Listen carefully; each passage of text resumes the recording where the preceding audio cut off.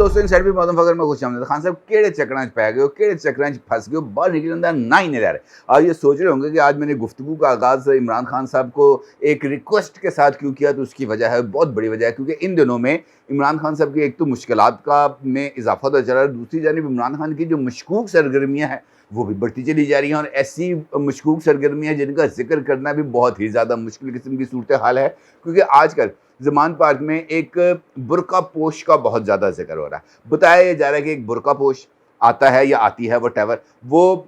मौजूद होती है उस वक़्त या होता है जब सामईन सामने बैठे होते हैं या इमरान खान साहब वकला से खिताब कर रहे होते हैं, तो कभी वो औरतों में बैठा होता है, कभी वो मर्दों में बैठी होती है। इस तरह का कोई सीन होता है। अब चूँकि जो ज़मान पार्क है वो आ चुका है टोटली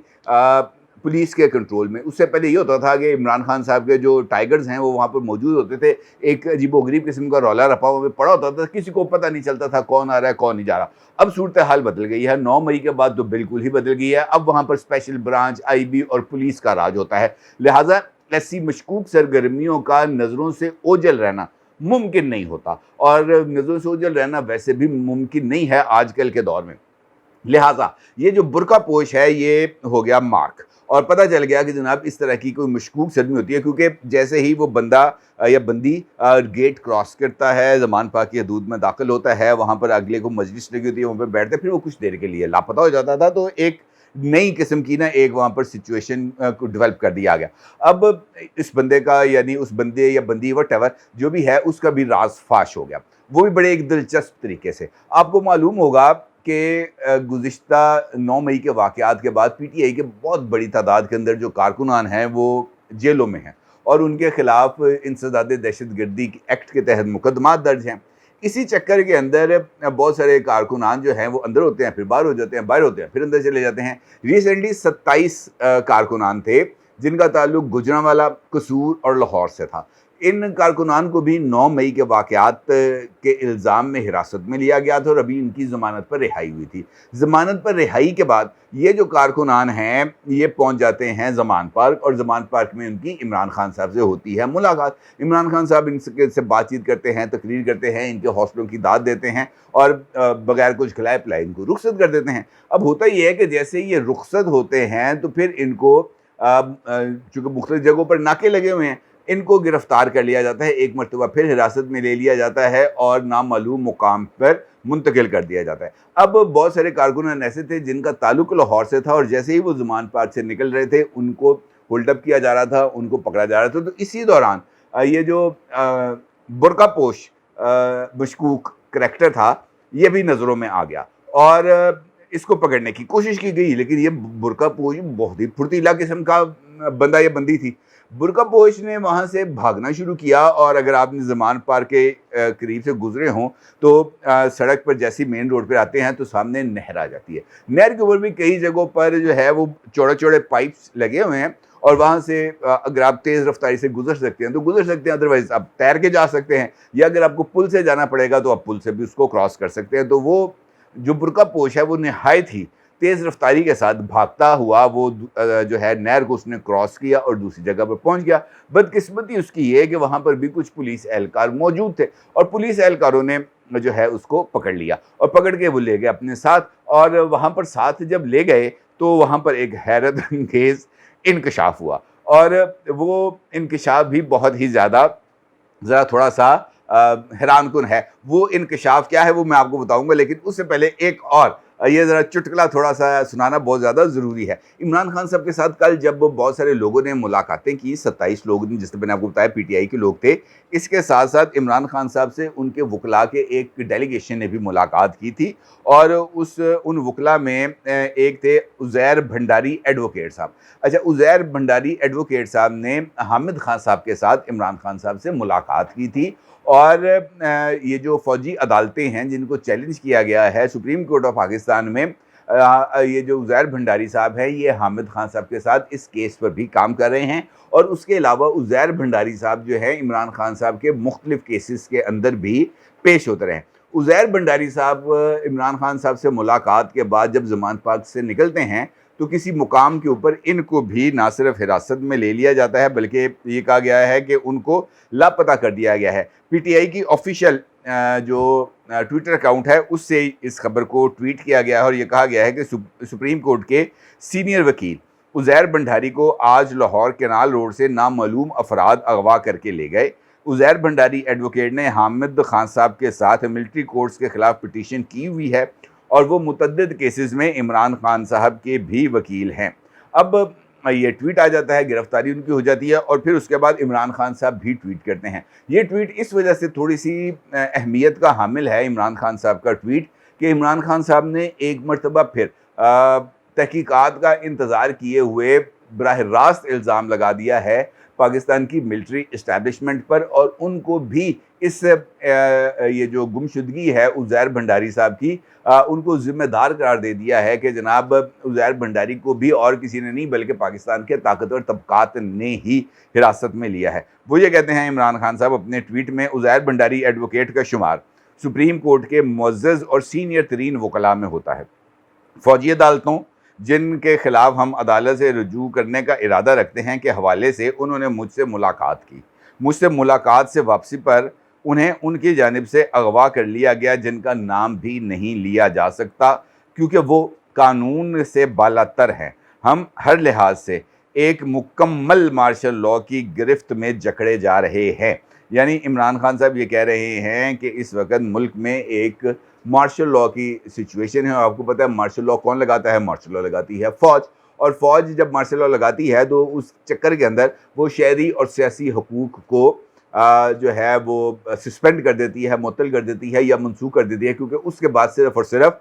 جو فوجی قوانین ہیں انہی کا اطلاق ہوتا ہے۔ اب ایک جانب عمران خان صاحب تحقیقات کا انتظار نہیں کرتے کیونکہ ان کو تحقیقات پر اعتبار نہیں ہے، اور خاص طور پر پاکستان کے جوڈیشل سسٹم کے عمران خان صاحب کچھ زیادہ اہمیت اس وجہ سے نہیں دیتے کیونکہ ان کو پتہ ہے کہ وہاں پر ان کی خواہش کے مطابق ان کو انصاف بھی ملے گا، اور وہ جس طرح کی ریکوائرمنٹ ہے عمران خان صاحب کی ان کو اس کے مطابق ایڈریس بھی کیا جائے گا۔ اب جہاں تک فوجی عدالتوں کا معاملہ ہے، اس کے حوالے سے اعتزاز احسن صاحب کی جو گفتگو ہے کل کی، وہ بھی بہت زیادہ امپورٹنس کی حامل ہے، کیونکہ عمران خان صاحب کے طرز عمل پر چلتے ہوئے اعتزاز احسن صاحب نے بھی chief of army staff general Asim Munir صاحب کو ٹارگٹ پر رکھا اور ان سے کہا کہ کوئی جا کے آرمی چیف کو بتائے۔ میں اس طرح کا انہوں نے اپنی گفتگو کے اندر جو ہے وہ طرز عمل اختیار کیا کہ کوئی جائے اور جا کر آرمی چیف کو بتائے کہ ملک میں آئین موجود ہے، قانون موجود ہے، فوجی عدالتوں میں مقدمات نہیں چل سکتے۔ اس طرح کی انہوں نے گفتگو کی اور بڑی طویل انہوں نے اس گفتگو کے اندر انہوں نے جو اپنا مطمع نظر تھا وہ پیش کرنے کی کوشش کی، اور انہوں نے تمام تر ذمہ داری ڈال دی پاکستان کی فوج پر۔ اور اعتزاز احسن صاحب کا یہ کہنا تھا کہ ایک کرنل بھی بہت ہی زیادہ ذمہ دار ہوتا ہے، اور کیونکہ وہ ایک یونٹ کی کمان کر رہا ہوتا ہے۔ لاہور میں، پشاور میں، میاں والی میں مختلف یونٹس موجود ہیں اور وہ کام بھی کر رہی ہیں، لہٰذا یہ کیسے ممکن ہے کہ موب چلتا ہوا آئے اور کوئی کرنل اس کو روکنے کے لیے سامنے نہ آئے اور پولیس بھی اس کو نہ روکے؟ اس کا مطلب یہ ہے کہ مظاہرین کو ایک سوچے سمجھے منصوبے کے تحت ٹریپ کرتے ہوئے نہ صرف لے کے جایا جا رہا تھا بلکہ ان کو اس مقام پر لے جا کر ڈیڈ اینڈ میں اس طریقے سے پھنسا دیا گیا کہ ان کے پاس اب اس وشیس سائیکل سے نکلنے کا کوئی راستہ نہیں تھا، اور پھر ان کے اوپر کریک ڈاؤن کر کے ان کو جیلوں میں ڈالا گیا۔ یہ ایک سوچا سمجھا منصوبہ تھا، اور اگر آپ نے اس منصوبے کو آشکار کرنا ہے تب آپ کو جو تحقیقات ہے ان کا آغاز آئی جی پنجاب سے کرنا ہوگا۔ اب جو کہ عمران خان صاحب کا معاملات بالکل ایسے ہی چل رہے ہیں جس طرح میں نے آپ کو بتایا کہ جناب ہر ایک جگہ پر کوئی نہ کوئی ان کے لیے ایک شکنجہ تیار ہے۔ ہر ایک جو اسٹیٹ آرگن ہے وہ عمران خان صاحب کے اوپر اس طرح نظریں جما کے بیٹھا ہے کہ بھائی یہ کوئی غلطی کرے اور ہم اس کا جو ہے وہ دبوچے۔ اب عمران خان صاحب کو بھی اس بات کا اندازہ ہے، یہ نہیں ہے کہ عمران خان صاحب کو اندازہ نہیں ہے کہ ان کے خلاف جو اسٹیٹ آرگنائزیشنز ہیں وہ پوری طرح متحرک ہیں، ان کے خلاف ایک ایک چیز کا ثبوت اکٹھا کیا جا رہا ہے، ان کے خلاف ایک ایک ٹرانزیکشن کو مانیٹر کیا جا رہا ہے، اور ان کے تمام تر جو اثاثے ہیں، بینک بیلنسز ہیں، ایک ایک چیز کو بہت ہی منیوٹلی اس کا جائزہ لیا جا رہا ہے تاکہ کوئی چیز ملے تاکہ عمران خان کے اوپر ایک نیا اٹیک کیا جا سکے۔ اس صورتحال میں بھی اگر عمران خان صاحب اپنی ایسی ویسی حرکتوں سے باز نہ آئیں تو پھر تو افسوس کا اظہار کیا جا سکتا ہے کہ یار بندہ دیکھو چنگا پلا سیاڑا بیڑا کس قسم کی حرکتاں کر رہے ہیں۔ اور اس صورت میں جب اس بات کا بھی علم ہو کہ ارد گرد تمام جو ایجنسیاں والے ہیں وہ موجود ہیں، خیر وہ نوجوان کا میں آپ کے ساتھ اس برقع پوش کا میں آپ کے ساتھ ذکر کر رہا تھا، گفتگو کے آغاز میں جس کو اریسٹ کیا گیا. اچھا جی، وہ جیسے اس نے نہر کراس کی تو بدقسمتی اس کی کہ دوسری جگہ پر بھی جو پولیس اہلکار تھے وہ موجود تھے اور انہوں نے بھی اس کو دیکھ لیا اور اس کو دبوچ لیا. دبوچ کے تو وہ اس کو لے گئے تھانے. اچھا، تھانے میں پتہ چلا کہ جناب یہ جو برقع پوش خاتون ہے یہ اصل میں ایک باریش نوجوان ہے. میں ہلکی سی فیشنی قسم کی نوجوان ہے، اچھی خاصی وڈ کا مالک ہے. اس نے جو ہے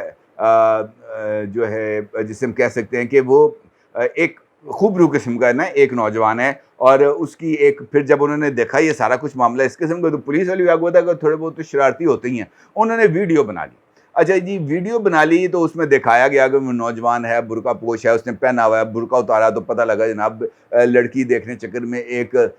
لڑکا نکالا. پھر انہوں نے اس کے باقی چیزیں جو اوزار حضور تھے اس کے وہ نکالے ساری، انہوں نے ویڈیو بنائی. اور